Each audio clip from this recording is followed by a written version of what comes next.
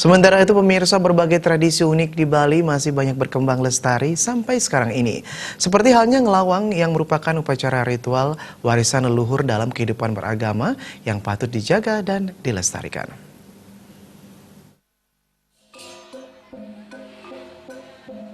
Tradisi ngelawang merupakan ritual penolak bala bagi masyarakat Hindu di Bali, dilaksanakan setiap 6 bulan sekali di antara Hari Raya Galungan dan Kuningan. Pelaksanaannya melibatkan sekelompok orang, terutama anak-anak dan bahkan juga dewasa, yang terdiri dari 8 hingga 15 orang.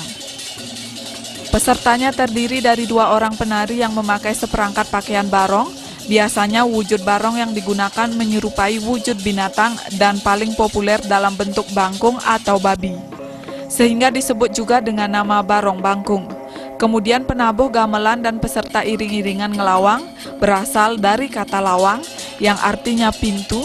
Mereka akan berkeliling banjar atau desa menarikan barong bangkung tersebut dari rumah ke rumah dengan tujuan penolak bala, mengusir roh-roh jahat agar kembali ke tempatnya, mengusir wabah penyakit dan hal-hal lainnya berbau negatif, serta agar warga desa diberikan keselamatan dan kerahayuan. Suatu tujuan mulia setelah merayakan kemenangan Dharma atau kebaikan melawan adharma atau kejahatan saat Hari Raya Galungan dan Kuningan.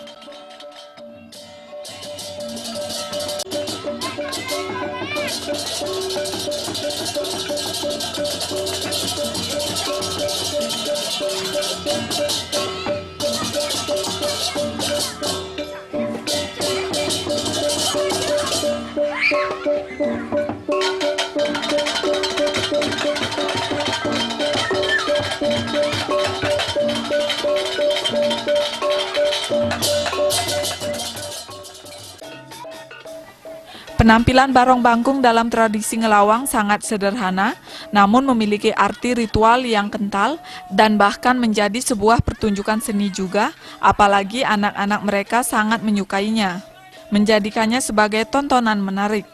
Bagi kaum dewasa bisa menjadi kesempatan yang baik mengaturkan sesari berupa sejumlah uang seikhlasnya.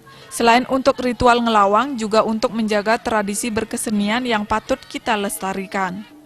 Saputra Bali TV.